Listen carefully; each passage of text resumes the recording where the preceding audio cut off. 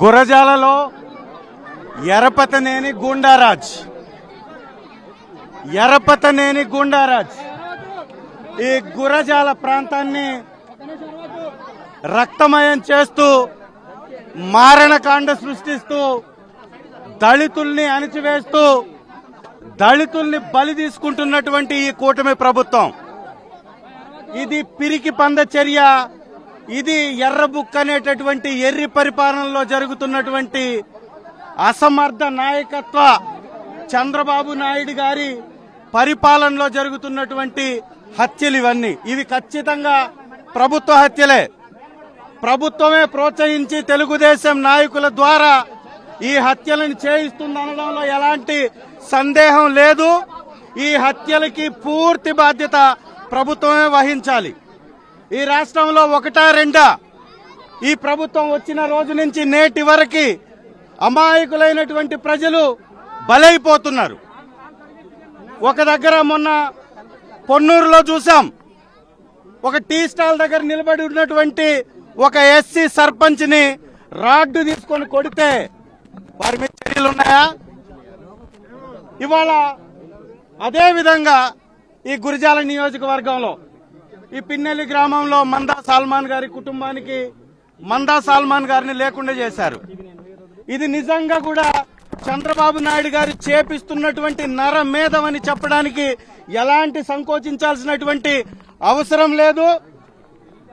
లోకేష్ అనేటటువంటి వ్యక్తికి పరిపక్వత లేనటువంటి నాయకుడి చేతుల్లో ఈ రాష్ట్రాన్ని పెట్టి ఎర్రబుక్ అనేటటువంటి ఒక తప్పుడు సంస్కృతిని తీసుకొచ్చి రక్తాన్ని ఏరులై పారిస్తున్నారు.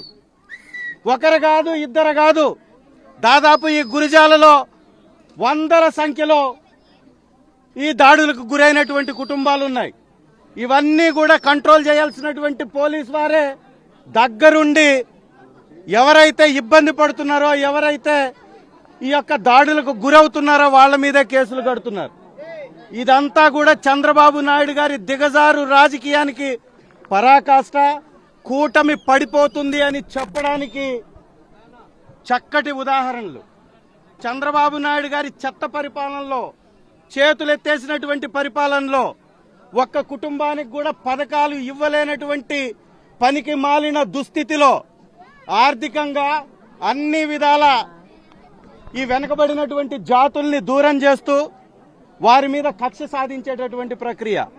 వైఎస్ఆర్ కాంగ్రెస్ పార్టీ ఈ రాష్ట్రంలో బలపడుతున్నటువంటి పరిస్థితుల నుంచి శ్రీ జగన్మోహన్ రెడ్డి గారికి రోజు రోజుకు పెరుగుతున్నటువంటి అభిమానం, ఆదరణను చూసి వైఎస్ఆర్ కాంగ్రెస్ పార్టీ జెండా పట్టినటువంటి వ్యక్తుల్ని ఊరి నుంచి బలేస్తారా? మీ అబ్బా సొత్తా ఇదేమన్నా? ఈ స్థలాలేమన్నా నీవా? ఎన్నటి నుంచో ఇక్కడ బతుకుతున్న కుటుంబాలని ఊర్ల నుంచి వేలేస్తారా? అంటే దళితులంటే అంత లెక్కలేని తనమా? ఏ విధంగా అయితే దళిత జాతిలో ఎవరన్నా పుడతారు అని అహంకారపూరితంగా మాట్లాడాడో ఇవాళ చేతల్లో కూడా అదే చూపిస్తున్నాడు చంద్రబాబు నాయుడు గారు. ఈ కుటుంబాలని ఊరిలోనికి రానియకపోతే ఇక్కడ నిజంగా పరిపాలన జరుగుతున్నట?